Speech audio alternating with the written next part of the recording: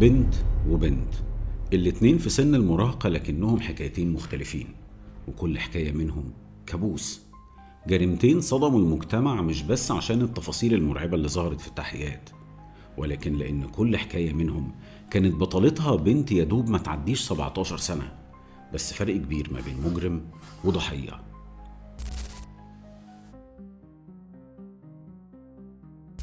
في 1 مارس 2008 دخل 2 رجالة بيت عيلة كافي في ولاية تكساس، وبدأوا عملية من جرائم القتل نتج عنها مقتل طفلين وأمهم. الناجين الوحيدين من المجزرة دي كانت إيرين كافي اللي كان عمرها وقتها 16 سنة، ووالدها تيري اللي نجا من الحادثة بعد ما اتضرب بالنار أكتر من مرة، ده قبل ما المجرمين يولعوا في البيت.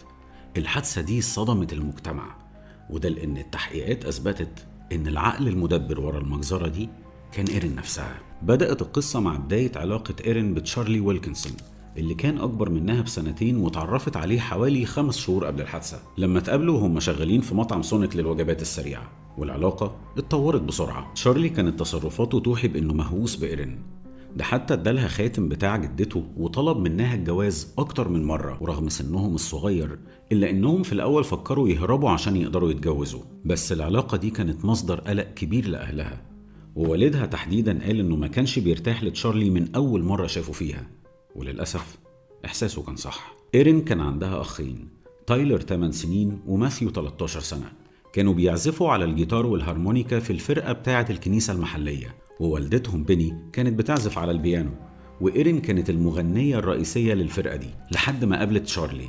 في الفترة دي بدأ مستواها في الدراسة يتراجع بشكل كبير جدا. أهلها قرروا يدوروا ورا تشارلي ويلكنسون عشان يعرفوا أكتر عنه، ومن ضمن اللي لقوه لما عملوا سيرش على الإنترنت كانت صفحة ويلكنسون على موقع ماي سبيس. الصفحة كانت مليانة بكلام فيه إيحاءات جنسية وكلام كتير عن شرب الكحول، ده غير آراءه اللي كانت دايما بتميل للعنف. وكخطوة أولى في حماية بنتهم قرروا يمنعوا أي تواصل ما بينها وما بين تشارلي، ومع إصرار إيرين على العلاقة دي سمحوا لها بمكالمة واحدة في التليفون. كانوا متخيلين إن هي ممكن بعد شوية تزهق وتبعد عنه، لكن في فبراير 2008 وبعد خلافات كتير، تحديدا لما إيرين كسرت كلام أهلها بخصوص التليفون، أهلها أصروا على إنهاء العلاقة دي تماما. في نفس الشهر بدأت إيرين تتكلم قدام صحابها عن قتل أبوها وأمها، كانت فاكرة إن هي دي الطريقة الوحيدة اللي هتقدر تكون بيها مع تشارلي. معرفش هل صحابها ما خدوش كلامها بجدية كفاية، ولا هل ممكن يبقى في حد منهم كان بيشجعها. إيرين حطت خطة مع صديقها تشارلي وصاحبه ويد وصديقته. الروايات بتختلف حوالين مين العقل المدبر للجريمة دي، لكن تيري كافي والدها بيرفض تماما ان بنته تكون هي اللي خططت لجريمه بالشكل ده. تشارلي قال انه عرض على ايرين اكتر من مره ان هم يهربوا، لكن في شهادته قال ان هي اللي اصرت على موضوع القتل. في يوم الجريمه وصل تشارلي وصاحبه ويد لبيت عيله كافي، وبره كانت ايرين مستنيه في العربيه مع صاحبته.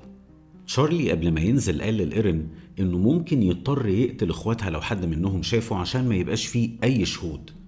ساعتها ردت وقالت: اعمل اللي انت شايفه صح، اعمل كل اللي تلاقيه ضروري عشان نكون مع بعض. وبمجرد ما دخلوا، ويلكنسون راح على أوضة تيري وبيني وبدأ يضرب عليهم نار وهم نايمين.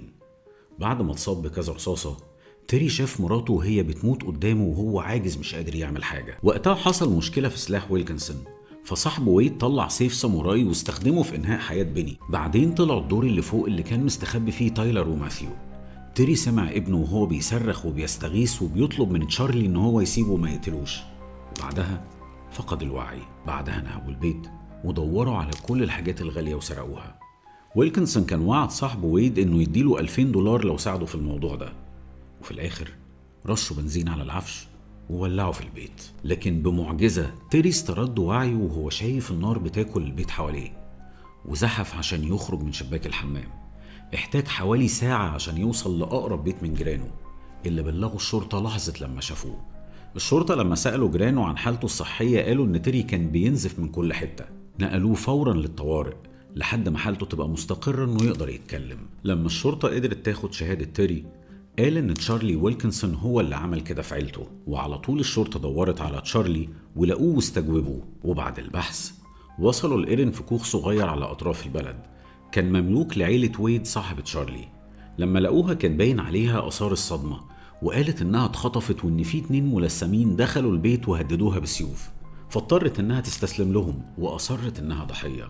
وقالت إن تشارلي قتل عيلتها عشان ينتقم منها لما قررت إنها تبعد عنه. بعد أقل من 24 ساعة من استجابة الشرطة لعمليات القتل في بيت كافي، المشتبه فيهم الأربعة كانوا في الحجز والأربعة اتكلموا. قصة إيرين عن اختطافها ما خدتش وقت طويل عشان تنهار، خاصة لما تشارلي وويد الاتنين شهدوا نفس الشهادة وقالوا إن عملية القتل كانت أصلا فكرة إيرين، لكن إيرين فضلت مصرة على إنها ملهاش أي علاقة بمقتل عيلتها. في النهاية تم توجيه تهمة القتل من الدرجة الأولى للمجرمين الأربعة، اتحكم عليهم بالسجن مدى الحياة دون إمكانية الإفراج المشروط. في الأول المحققين والادعاء طلبوا بتنفيذ عقوبة الإعدام، لكن تيري كافي اتدخل وطلب تخفيف العقوبة، ورغم كل اللي مر بيه مازال بيحاول يحافظ على علاقته ببنته. أكيد الموضوع ما كانش سهل عليه في البداية، أما إيرين واللي مازالت بتقضي عقوبتها لحد النهاردة فلسه بتنكر دورها في التخطيط لقتل عيلتها.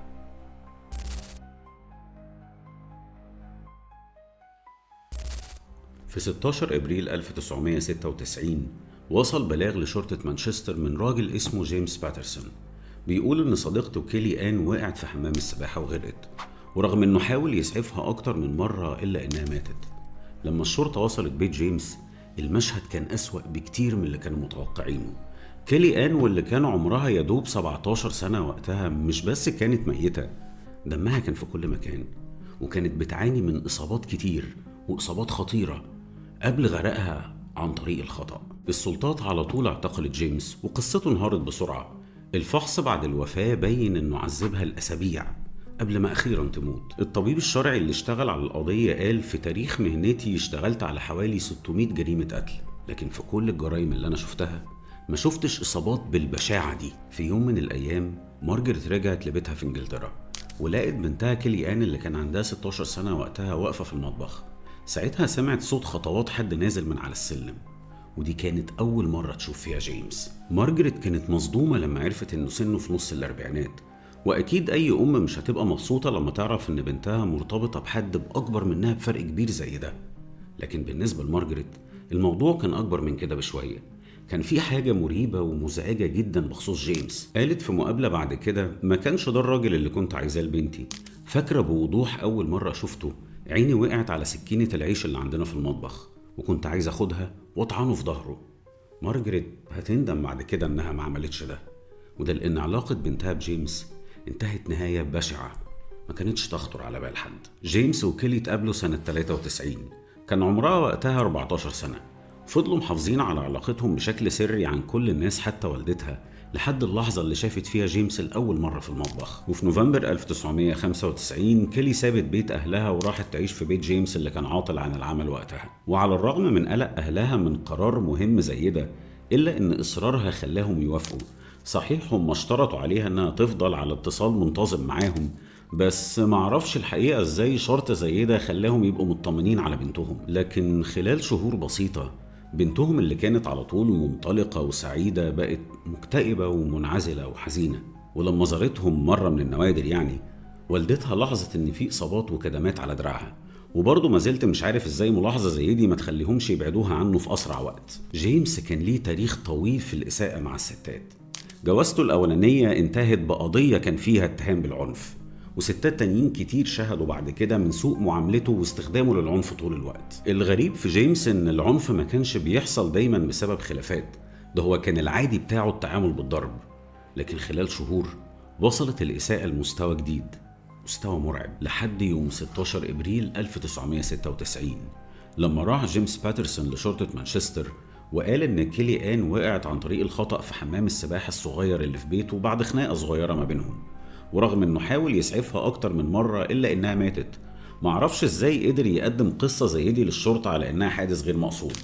لما السلطات راحت لبيت جيمس العلامات والإصابات اللي لقوها في جثة كيلي بتوضح قد إيه البنت دي اتعذبت قبل ما تموت. البنت اللي كان عندها وقتها يدوب 17 سنة. الطبيب الشرعي اللي فحص جثة كيلي لقى أكتر من 150 إصابة على مدار أسابيع قبل الوفاة، منها علامات حرق بالمكوى وعلامات خنق وإصابات طعن في الساق والجذع.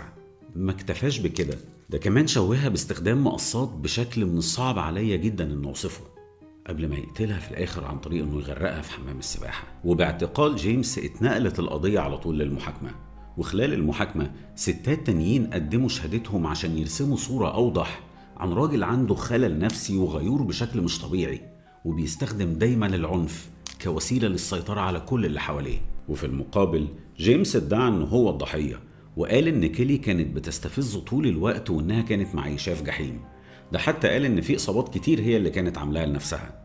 لكن طبعا هيئة المحلفين ما صدقتش الكلام ده، وقرروا ان جيمس باترسون البالغ من العمر 49 سنة مذنب بجريمة قتل كيلي آن، واتحكم عليه في نوفمبر سنة 97 بالسجن المؤبد، ولسه في السجن لحد النهاردة. جريمة قتل كيلي آن البنت اللي كان عندها 17 سنة تعتبر واحدة من أكتر الجرائم وحشية في تاريخ بريطانيا. أما بالنسبة لأمها مارجريت فهي لسه فاكرة اللحظة اللي شافت فيها جيمس في المطبخ لأول مرة. قالت في مقابلة ليها بعد كده: كان عندي رغبة غريبة وملحة في إن أقتله لحظتها، لكن دلوقتي بندم وبقول لنفسي إن رغبتي في قتله لحظتها كانت نوع من أنواع الإشارة أو من الحاسة السادسة، وأنا للأسف ما صدقتوش. بس كده، ودول كانوا القضيتين اللي معانا النهاردة، واستنونا في قضية جديدة من قضايا غريبة شوية.